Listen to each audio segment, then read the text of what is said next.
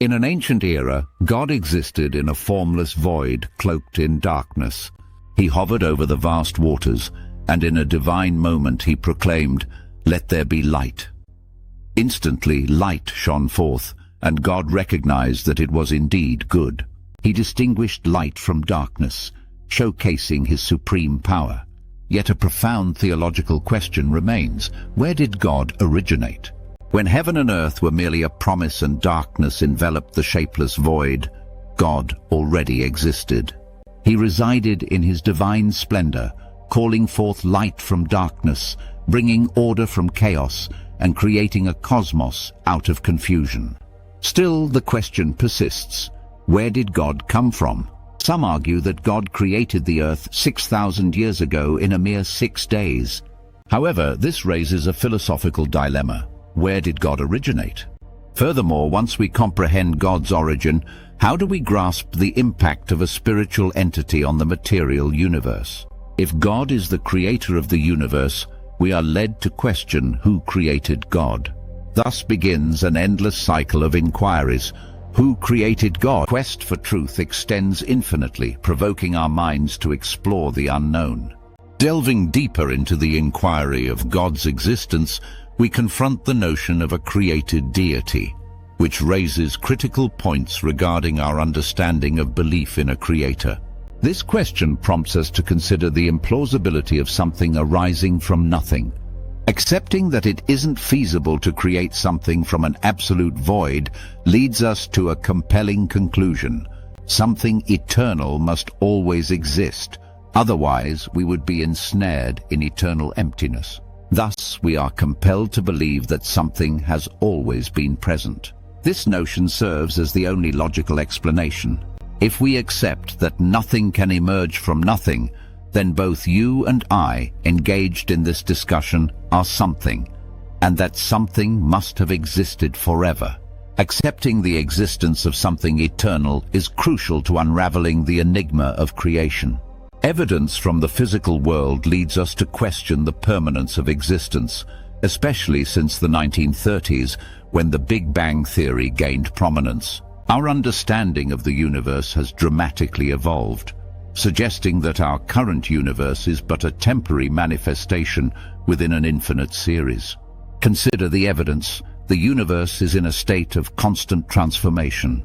Energy is gradually depleting, and the well-established second law of thermodynamics informs us that energy diminishes over time. Stars lose energy, and the universe's expansion appears to be accelerating beyond comprehension. Consequently, we conclude that the physical realm, as we perceive it, cannot qualify as something eternal. The central query becomes: anything that has existed eternally must differ entirely from our current observations. The primordial cause, the source of everything, must be beyond our present understanding. Hence, we are called to investigate the true nature of a mystery that transcends the physical world. I recognize that grasping the concept of something existing eternally may pose a challenge. However, I urge you to consider this.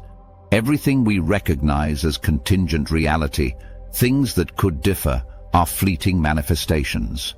Even seemingly solid objects, like the chair in front of you, were once mere potentials on the brink of non-being. They lack permanence and fade over time. These things cannot explain themselves. They are interconnected, like a sequence of dominoes in a chain of dependent contingencies. At some juncture, we must assume there exists something fundamental, something entirely distinct from what we strive to explain. However, regarding God, the core belief of Christian, Jewish, and Islamic traditions asserts that God is eternal.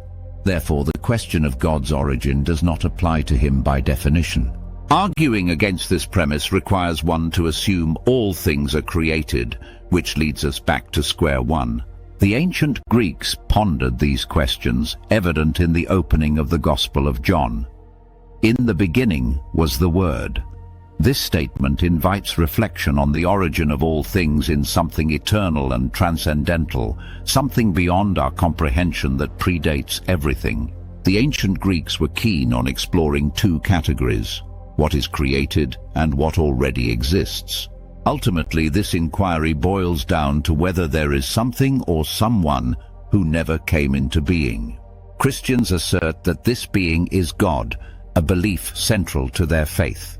The question of who created God might seem valid, yet I contend otherwise. For those who believe the universe is the source of everything, I pose a question: who created the universe's creator? This question often leaves many puzzled. I once posed it to a multitude of scientists, and a physicist approached me, intrigued by my beliefs. He questioned my faith in the Trinity, suggesting it was nonsensical. I asked him to define consciousness, to which he admitted he could not. When I asked about energy, he confirmed he could measure it, but didn't know what it truly was. I continued, asking if he believed in consciousness. He replied affirmatively, and the same for energy. I pointed out that he believed in these concepts, yet acknowledged his ignorance about them. I remarked on the irony. He was about to dismiss my beliefs based on a lack of understanding. If he didn't grasp what energy is, he shouldn't dismiss the mysteries of light, gravity, and consciousness. Don't be surprised if all these mysteries reside within God. In truth, the question of who created God lacks the complexity it appears to hold. When we recognize God as an eternal and timeless being, the answer becomes evident. As Keith Ward articulates in his book, God, Chance and Necessity, if someone inquires what caused God, the straightforward answer is, nothing could bring forth a reality transcending space and time. Grasping this idea involves understanding that God lies outside the classifications of beginnings and endings. Anything that begins to exist requires a cause. It cannot emerge from nothing. Conversely, something eternal and timeless defies the need for a cause. Even atheists like Daniel Dennett concede that eternal truths, such as numbers, do not require a creator, since they never come into existence. The essence of God embodies an eternal and self-sustaining being, a primal necessity. Thus, the conclusion is clear. God has no cause, for he is self-existent. Our definition of God encompasses the uncreated creator of the universe, transcending the limitations of time and space. The question of who created the uncreated creator resembles inquiries about the sound of silence or the nature of emptiness. I'm illustrating that a specific definition of silence prevents us from posing such questions. Similarly, questioning the creator of the uncreated takes us down a faulty path. This point leads us to recognize that Christians uphold their beliefs in a God who was never created. In contrast, atheists often offer alternative explanations. As a former atheist, I too believed in an uncreated creator, albeit from a different perspective. Perhaps I contemplated a multiverse generator or a quantum environment giving rise to spontaneous universes. Regardless of the explanation, the core idea remains. Everyone believes in an uncreated creator. I invite you to continue exploring the narrative from the universe's beginning to the impact of God's spiritual essence on the material world. Considering this shared belief in an uncreated creator, we must contemplate how this being relates to our framework of time, space, and matter. This brings us to a crucial junction. All elements, time, space, and matter must have come into existence simultaneously. If there was space without time, where would it belong? If matter existed in space but no time, when would it exist? Separating these concepts is impossible. They must coexist. The Bible succinctly addresses this matter in just 10 words. In the beginning, God created the heavens. He created space and the earth. Therefore, time and space emerged alongside matter. These three components form a vital trinity. Time encompasses past, present, and future. Space comprises length, width, and height. Matter exists in solid, liquid, and gaseous states. This trinity of Trinity emerged instantly. The God who authored them must exist beyond them, transcending temporal constraints. If God were confined to time, he would not genuinely be God, limited by his creation. The creator of your computer isn't trapped within it, manipulating figures on the screen. Likewise, the God who formed this universe is not bound by it. He exists beyond, above, and throughout the universe, unaffected by it. Now, regarding Dan's assertion that a spiritual force cannot influence a material entity, several intriguing questions arise. How do we account for emotions such as love, hate, envy, jealousy, and rationality? If our brain is merely a haphazard collection of chemicals formed over eons, how can we trust our own reasoning and perceptions of right and wrong? Reflecting on the origins of God presumes he is limited, which is inaccurate. The God I revere is unrestricted by time and space. Even if I attempted to confine him within my mind, he would still be deserving of worship.